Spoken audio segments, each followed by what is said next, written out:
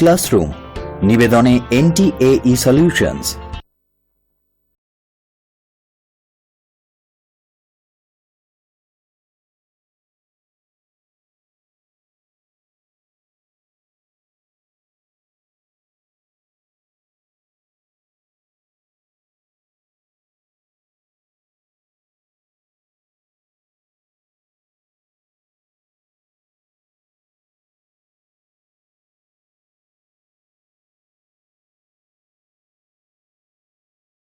নমস্কার, দেখছেন hi news India solution hi classroom নিয়ে আমি সৃজিতা রয়েছি আপনাদের সঙ্গে। আজকে আমাদের বিষয় হলো ইংরেজি, আর আমার সঙ্গে রয়েছেন মৃণালিনী দত্ত মহাবিদ্যাপীঠের ইংরেজির অধ্যাপক দেবাঞ্জন মিত্র। স্বাগত জানাবো স্যারকে আমাদের অনুষ্ঠানে।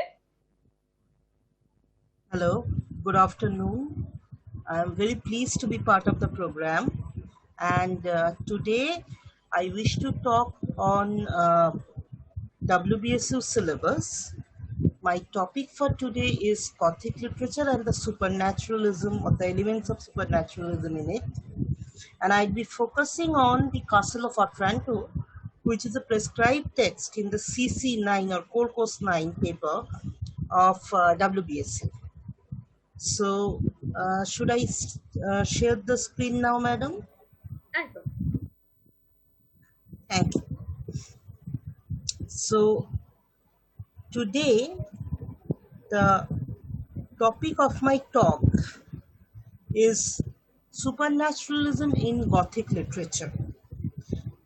Supernaturalism as a element or as a thing which is part of nature and beyond human rationality has always attracted human attraction and imagination since time immemorial. It has been there since the inception of civilization, and the study of Gothic literature and the on the basis of ideas of supernaturalism became a part of English literature during the 18th century. So today I wish to introduce the element of supernaturalism in Gothic literature with special reference to Horace Walpole's Castle of Otranto, written sometime around 1764. With that short introduction, let us delve into our PPT. So,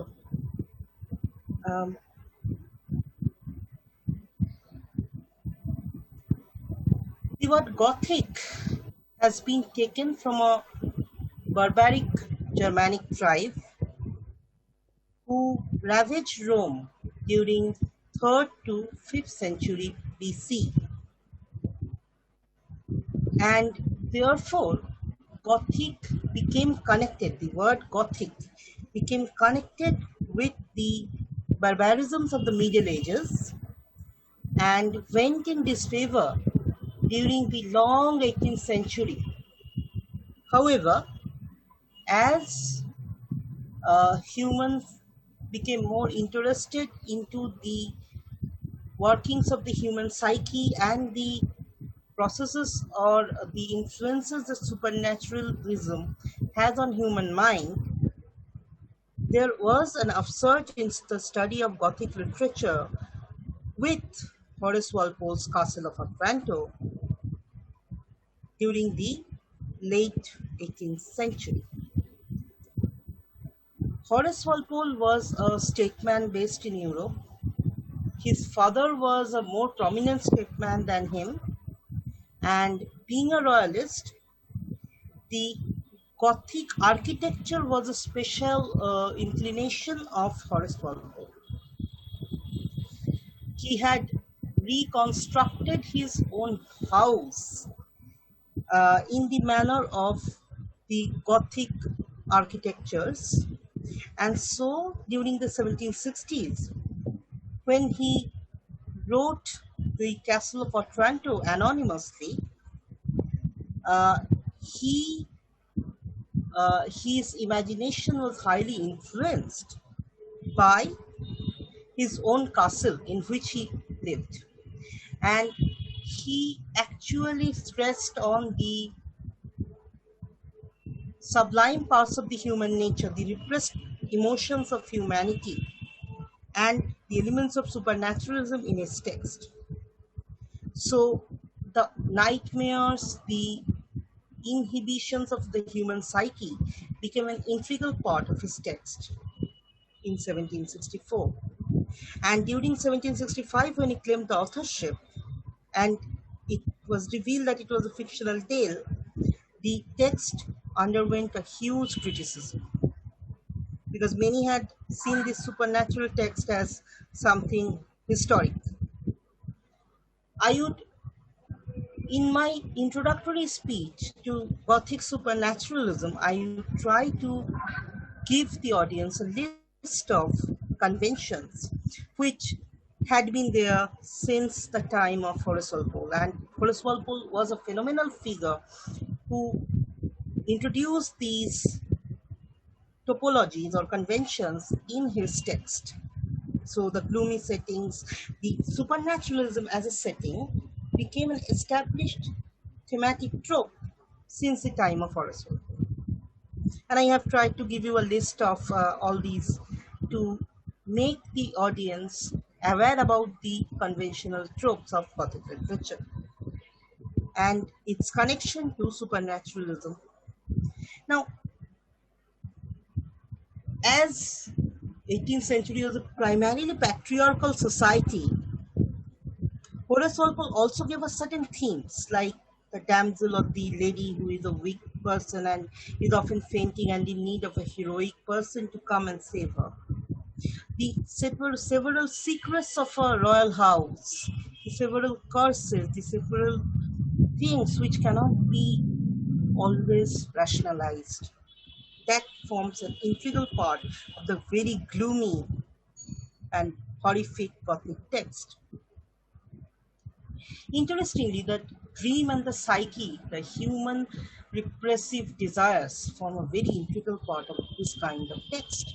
And so naturally, supernaturalism is something which makes the human feel very puny in such kind of text.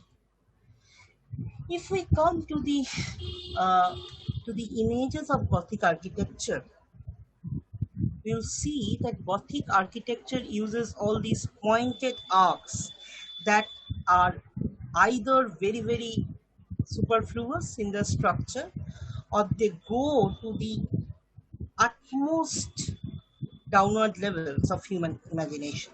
So, as a theme, these architectural details of Gothic literature suggest the how supernatural or the beyond natural, that idea of something which is beyond our human rationality, has always impressed the human mind to think about the heights and nadis of the human imagination. So supernaturalism is not merely the magic and the curse, it is also the inclinations that we feel towards something which is not rational, the attractions, the inhibitions that one feels towards things which are perhaps uh, sublime to the human mind. Now, therefore, the supernatural or the supernaturally inclined Gothic text came to describe a certain type of novels which are all named under the term Gothic because they dealt with certain castles, mansions, and spaces which talked about the the reservations of the human psyche, where you could hold secrets, where you could hold many irrational, you could hold many things which are not supported by civilization. But human beings have always had their own weaknesses. So, Gothic text and the Gothic literature talks about those human weaknesses and how human life is an integral part of all these archetypal repressive desires that inform the Gothic text. Now, uh, there is a very, very interesting, therefore, influence of the setting. which is very gloomy, which is something which informs the atmospheric structure of the text. And therefore, the Gothic text, because it deals with the human psyche and the sublime features of the human psyche, which cannot be totally rationalized, deals with the symbols of human psyche, something which speaks beyond the mere representation that it deals with. For example, if we use the images of rain, it also denotes the sorrow, the human sorrow that one feels towards the huge universal things which are beyond our control. So I have called the whole supernaturalism of Gothic text as a metonymy or a representative feature of the gloom and the terrific, the gloomy and the terrific. I hope this much is clear. Now, if we therefore the Gothic texts deal with the mysterious, the dangerous, the supernatural, all that which cannot be rationalized, which cannot be totally deciphered by human imagination possible. Therefore, I have provided a number of lists about how such features, how such settings, how such atmospheric evocations evoke the repressed feelings in all our hearts that are repressed, that we normally don't try to reveal about ourselves, but that get revealed whenever we are in pressure, and we know how much pressure, how much full of pressure life is today. So Gothic text and their influence in human life has always remained with us since the 18th century. And this is also the time when the pitfalls of science studies were becoming prominent to the human mind. So Gothic texts are also a very important part of that. So supernaturalism also informs that kind of a terror, something which is beyond rationality. Now, therefore, the supernatural is a setting, is a device which is used by the authors of Gothic text to evoke something which falls beyond the limits of human rationality, but is an integral part of human nature. So the decaying, the ruin, the something sublime which makes us feel very puny towards the universal na- nature of things which are beyond our control forms an important part of the whole Gothic text. And this is the element of supernaturalism that inform all Gothic texts. Because I am only trying to think about supernaturalism as an element in Gothic fiction. I am not going into textual details, but I'm only talking about supernaturalism and how it informs the total Gothic cultures. Now, as we all know, Gothic literature is full of binary characters. Some people are good and some people are evil. But very interestingly, though these are very archetypal characters who can be always distinguished by their choices, supernatural elements and obsessions form a very integral part of the total journey of Gothic literature. It is all about something which the human needs to face and cannot totally decipher, and yet it informs and influences his or her life. So the struggle of the hero is against a larger universe where which is beyond his or her his rationality, and he has to save someone, especially the lover, the lady lover, who is who has been entrapped into the supernatural elements. It's normally that, and Castle of Otranto also goes by this kind of conventions.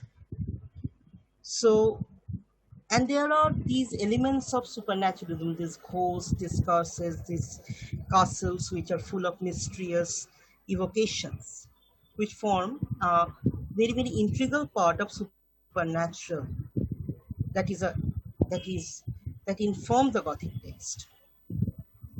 Now, therefore, if we look into the basic plot structure of a Gothic novel, what are we going to see? Normally, the action takes place at night. It is full of several challenges It is full of labyrinths. It is full of secrets. We always uh, get more and more revelations into the darker depths of human nature, and there is always a threat of life. There is always a life threat. So one has to survive the challenge of supernatural by facing it. And that is a very important lesson that the Gothic novel or the Gothic literature tries to give us. So not only the challenges, but one has to face the challenges and has to win. So it's also a life lesson, how to win to the situations which are beyond our control. It is that kind of supernaturalism which has to be rationalized and society has to be protected. Therefore, I come to the last portion of my talk. Uh, if we see the first Gothic novel, it was written during the 1760s. And from then, the, the, the supernatural, the mysterious, something which is beyond rationality has always involved us, has always made us think beyond our rationality. And therefore, all these texts have continued. Even today, we have huge number of Gothic texts. আমরা বাংলায় বলি ভৌতিক গল্প, but the word ভৌতিক is a umbrella term, and especially in European fiction, it is beyond the bhautik. It's also about the curses, it's also about the human mind, it's also about the recesses of the unconscious that informs our daily life. And I have tried to give a total genealogy of European fiction into the 19th century. And of course, finally, we may come to the 19th century novels, which are highly influenced by Gothic cultures and literature and the Gothic supernaturalism. For example, Wuthering Heights is a very, very famous love story of two lovers who get separated and their whole life becomes a Gothic story in itself. So finally, one can also come to the phenomenal Gothic writers who have been pioneers in the field of Gothic fiction and have always shown us newer conventions that were primarily introduced by Horace Walpole. So I think that's all about my class today. I hope that I have introduced the elements of supernaturalism in Gothic fiction and how the Gothic fiction, starting from Horace Walpole, has been a very, very interesting influence in European fiction and has now become a global phenomenon in the present scenario. That's all. অনেক অনেক ধন্যবাদ জানাবো স্যারকে এত সুন্দর করে বোঝানোর জন্য। অনেক অনেক ধন্যবাদ স্যারকে। আশা করব ছাত্রছাত্রীদের অনেক সুবিধা হয়েছে আপনার এই এত সুন্দর একটা পিপিটির মাধ্যমে বোঝানোর থেকে। আজকের মতো হাই ক্লাসরুম এই পর্যন্তই। পরবর্তী আপডেটের জন্য চোখ রাখুন শুধুমাত্র হাই নিউজে। হাই নিউজ নির্ভীক, নিরপেক্ষ।